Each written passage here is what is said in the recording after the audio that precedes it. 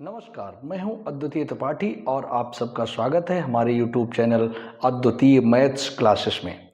आज वही संख्या पद्धति जो कक्षा 9 में NCERT की बुक है, उसमें जो पहला चैप्टर है संख्या पद्धति, और उसी में जो दूसरी प्रश्नावली है, प्रश्नावली 1.2, वही हम लोग देखेंगे।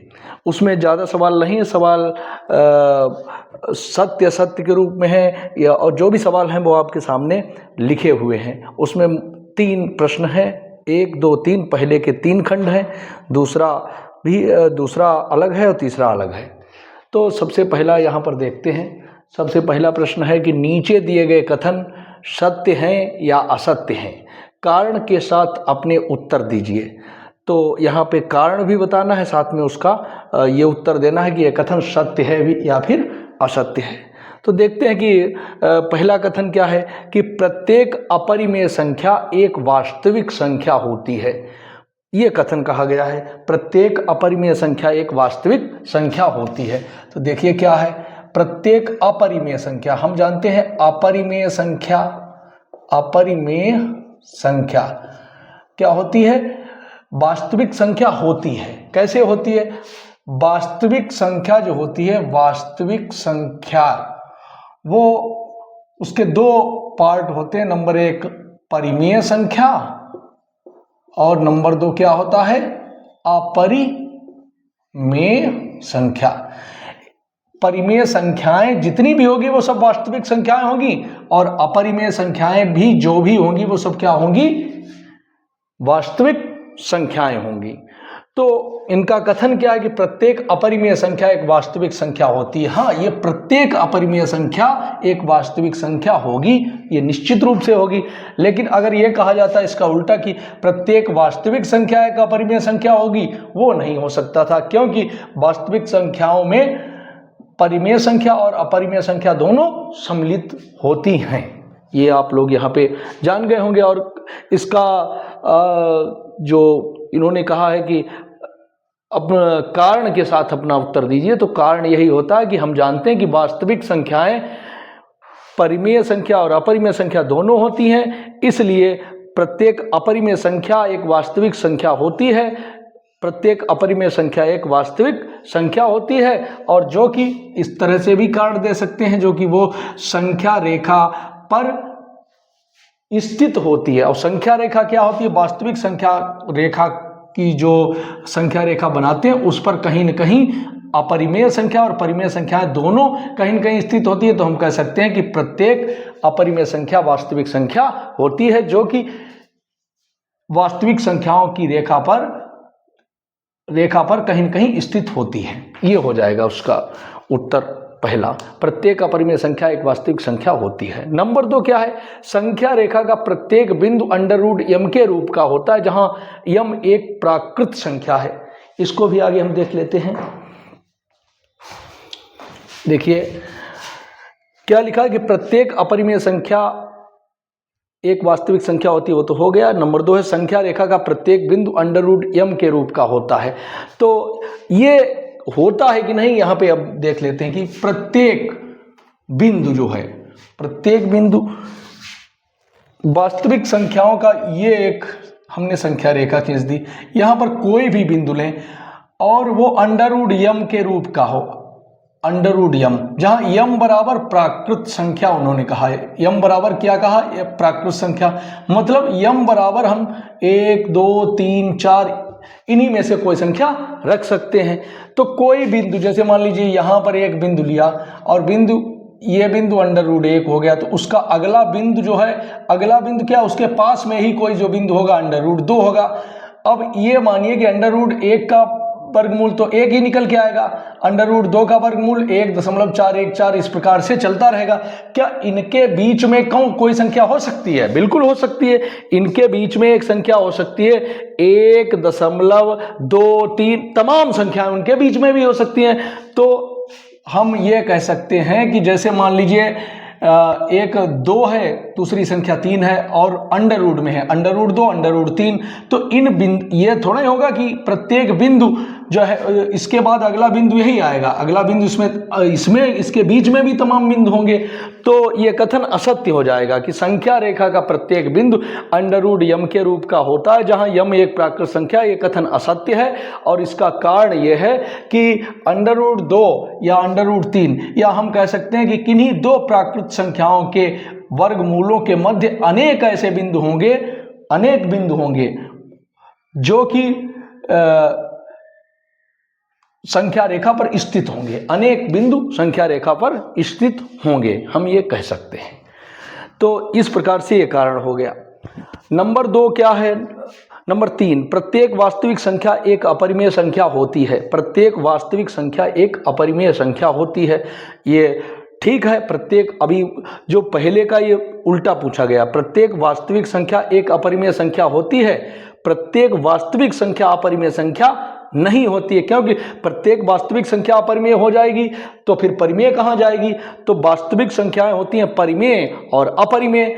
वास्तविक संख्याएं क्या होती हैं? देखिए, वास्तविक संख्याएं क्या होती हैं? वास्तविक संख्याएं होती हैं परिमेय और दूसरी होती है अपरिमेय। तो वास्तविक संख्याओं में दो संख्याएं सम्मिलित हैं, परिमेय और अपरिमेय। तो ये नहीं हो सकता कि प्रत्येक वास्तविक संख्या अपरिमेय संख्या। अगर प्रत्येक वास्तविक संख्या अपरिमेय हो जाएगी फिर परिमेय क्या बचेगी? वास्तविक संख्या होती है परिमेय प्लस अपरिमेय, इसलिए कथन असत्य हो जाएगा। हम कह सकते हैं सभी वास्तविक संख्याएं अपरिमेय संख्याएं नहीं होती हैं, वास्तविक संख्याएं परिमेय और अपरिमेय दोनों होती हैं। ये कारण हो जाएगा कि वास्तविक संख्याओं में परिमेय संख्या और अपरिमेय संख्या दोनों सम्मिलित होती हैं। ये इसका कारण के साथ में यह असत्य हो जाएगा। ये पहले के जो 3 खंड हैं वो असत्य हो गया। अब हम इसको पहले के जो 3 खंड हैं इसको मिटा दे रहे हैं और उसके बाद में दूसरा क्या है, उसके बाद में हम दूसरा देखते हैं। देखिए, दूसरा लिखा है, क्या सभी धनात्मक पूर्णांकों के वर्गमूल अपरिमेय होते हैं? भाई बताइए, क्या सभी धनात्मक पूर्णांकों के वर्गमूल, जैसे धनात्मक पूर्णांक कौन से होते हैं? बताइए, धनात्मक पूर्णांक क्या होते हैं? धनात्मक पूर्णांक वही होते हैं जो प्राकृत संख्याएं होती हैं, जो प्राकृत संख्याएं होती हैं। कौन कौन से? 1, 2, 3, 4, 5 इस प्रकार से। और कहा गया, पूछा गया, क्या सभी धनात्मक पूर्णांकों के वर्गमूल, वर्गमूल मतलब स्क्वायर रूट, इन्हीं सबका, इनका किसी का भी वर्गमूल निकाला जाए, इनका सबका वर्गमूल निकाल दिया जाए, 5 का वर्गमूल, इन सबका वर्गमूल निकाला जाए तो क्या कह रहा है? अपरिमेय होंगे सभी के। 1 का अगर वर्गमूल निकालेंगे तो क्या निकल के आएगा? 1, -1, ये इसका वर्गमूल होगा। इसका वर्गमूल क्या होगा? इसका, ये अपरिमेय होगा, ये तो अपरिमेय है ही, क्योंकि इसका पूरा पूरा मान ये भी अपरिमेय होगा। और ये इसका मान आएगा 2, -2, क्योंकि 4 का वर्गमूल 2 होता है और एक -2 होता है, एक प्लस का 2 और दूसरा माइनस का 2। और इस प्रकार ये अपरिमेय होगा। इसके बाद 6 अपरिमेय होगा, 7 भी अपरिमेय होगा, 8 भी अपरिमेय होगा और उसके बाद में 9 का वर्गमूल 3 और माइनस। तो सभी के वर्गमूल अपरिमेय नहीं आ रहे हैं, कुछ के तो आ रहे हैं। कुछ के कैसे आ रहे हैं? परिमेय आ रहे हैं, क्योंकि ये भी परिमेय है, ये भी परिमेय है। आगे 9 का भी परिमेय होगा, 16 का भी परिमेय होगा, 25 का भी परिमेय होगा, 36 का भी परिमेय होगा। इस प्रकार से जिनके वर्गमूल पूरे पूरे निकल जाते हैं वो परिमेय संख्या हो जाती है और जिनके वर्गमूल नहीं निकल पाते हैं वो अपरिमेय रहती है। तो सभी धनात्मक पूर्णांकों के वर्गमूल अपरिमेय नहीं होते हैं। यदि नहीं तो एक ऐसी संख्या का वर्गमूल का उदाहरण दीजिए जो कि एक परिमेय संख्या है। तो कोई भी उदाहरण दे दीजिए, एक क्या तमाम दे दीजिए, कौन कौन सी, कोई एक संख्या बता दीजिए, अपने आप बताइए कौन सा उदाहरण दे सकते हैं। हम एक उदाहरण, एक संख्या 4 ही दे सकते हैं, दूसरी 9 दे सकते हैं, 36 दे सकते हैं, 64 दे सकते हैं, 100 दे सकते हैं, 1 भी दे सकते हैं। तो ये सभी क्या हैं? इनके वर्गमूल अगर हम निकालेंगे तो इनके वर्गमूल परिमेय संख्या ही निकल के आएंगे। निकाल के देख लीजिएगा। 1 का वर्गमूल 1, -1, 4 का 2, -2, 9 का 3, -3, 36 का 6, -6, ऐसे 25 भी हो सकती थी, 5, -5। चूंकि एक ही पूछी गई तो इनमें से कोई एक आप लिख दीजिएगा। उसके बाद हम बढ़ते हैं सवाल नंबर 3 पर कि दिखाइए कि संख्या रेखा पर √5 को किस प्रकार निरूपित किया जा सकता है। ये सवाल नंबर 3 है। इसके बाद में 2 को भी हम मिटा दे रहे हैं और सवाल नंबर इसके बाद हम देखते हैं 3। देखिए संख्या रेखा पर √5 को किस प्रकार निरूपित कर सकते हैं। देखिए कोई भी संख्या रूट वाली संख्या हो और धनात्मक यहाँ पे लिखा हो तो उसको कैसे निरूपित करेंगे, यहाँ पे देख लीजिए। सबसे पहले तो यहाँ पर चिन्ह लगा लीजिए इस प्रकार से। ये सब क्या है, ये 1 है, यहाँ से यहाँ 2 है, ये 3 है, 4, 5, 6, ये तो हमने धनात्मक पूर्णांक लिख लिए। क्या लिख लिए, धनात्मक पूर्णांक अर्थात प्राकृतिक संख्या यहाँ पे लिख लिए। प्रत्येक बिंदु के बीच में 1-1 की दूरी है, इकाई दूरी ली है। ये दूरी कितनी माने, इकाई। इकाई का मतलब जो दूरी ये है वही दूरी ये है और उसी दूरी को हमने एक दूरी माना है। तो कुछ भी दूरी ले लीजिए, जैसे अगर 4 सेंटीमीटर लेंगे तो यहाँ भी 4 सेंटीमीटर, यहाँ भी 4 सेंटीमीटर, यहाँ भी 4 सेंटीमीटर, यहाँ भी 4 सेंटीमीटर, मतलब इनका इनका इनका इनका इनका सबका अनुपात एक ही होगा। एक अनुपात, जो ये दूरी वही ये दूरी वही ये दूरी।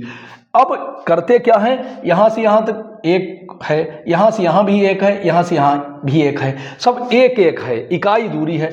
तो करते क्या है, कोई भी दूरी, चाहे यहाँ से अगर हम शुरुआत करें तो यहाँ से बिंदु 1 से शुरुआत करते हैं और 1 से क्या करते हैं कि यहाँ पर क्या हो गया 2, यहाँ पर 3, यहाँ पर हम करते हैं एक लंब खींच देते हैं। लंब आप लोग खींचना जानते होंगे, कैसे खींचते हैं कि एक चाप लगाते हैं इस प्रकार से और यहाँ एक चाप ऐसे, पहला चाप, फिर उससे दूसरा चाप, फिर वही दूरी लेकर एक ये चाप और एक जहाँ पे काटेंगी उससे इसको मिला देते हैं।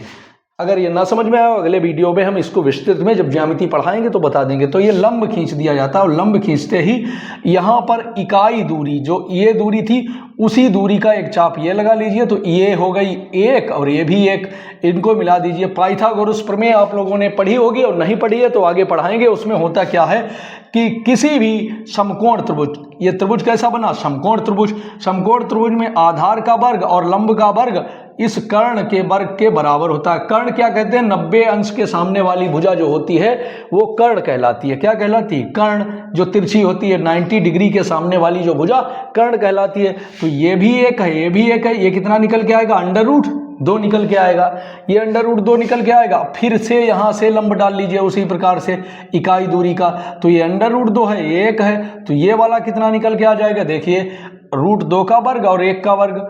√2 का वर्ग कितना हो जाएगा, देखिए 2, 1 का वर्ग 1, 2 और 1 3, जुड़ के ये कितनी आ गई, √3। फिर से यहाँ पे लंब डाल देंगे तो इकाई दूरी का यहाँ से यहाँ देख लेंगे तो ये √3, ये भी 1 है, तो कितना आ जाएगा, √3 का वर्ग, 1 का वर्ग, √3 का वर्ग 3, 1 का वर्ग 1, 3 और 1 4 का वर्ग मूल्य 2 निकल के आ जाएगी। √3 या समझो ये √4 है, √4 है। उसी प्रकार से फिर इस पे लंब डाल देंगे यहाँ से, फिर इस प्रकार से लंब पड़ जाएगा, ये इस पे लंब इस प्रकार से पड़ता है यहाँ पे ऐसे, और फिर इस पे पुनः ऐसे लंब पड़ेगा। लंब का मतलब 90 डिग्री, और वहाँ से जो दूरी होगी इस प्रकार से जो भी दूरी निकल के आएगी, ये मान लीजिए यहाँ पर इस पर लंब होगा, ये है, ये ऐसे मान लीजिए कहीं पर भी आए तो ये इकाई हो जाएगी। यहाँ से ये कर्ण बनाएंगे तो ये कितना निकल के आएगी, ये √4 है, ये 1 है, ये √5 निकल के आ जाएगी। और ये जो भी दूरी यहाँ से निकल के आएगी उतना ही चाप यहाँ से हम लगा देंगे, तो उतना ही चाप लगाने का मतलब हो जाएगा वो √5 हो जाएगी। √5 का मतलब कितना होगा, √5 जो होगा वो 2 से ज़्यादा होगा, तो यहाँ कहीं पे वो निकल के ये दूरी नाप के यहाँ चाप लगा देंगे तो 2, इसको कहेंगे ये बिंदु आ जाएगा √5। ये संख्या रेखा पर आपको इस प्रकार से संख्या रेखा पर ये दिखाया जा सकता है। और अगर ये इसमें कोई दिक्कत रह गई हो तो आप बताइएगा, इसको हम धीरे धीरे इसके प्रत्येक सवाल को धीरे धीरे बता सकते हैं। और अगले वीडियो में पुनः इसी प्रश्नावली को अगर आपको समझ में ना आई हो तो कमेंट बॉक्स के माध्यम से बता सकते हैं, नहीं तो फिर हम देखते हैं इसके बाद में अगली प्रश्नावली 1.3 जो कि अगले वीडियो में। तब तक के लिए नमस्कार, जय हिंद।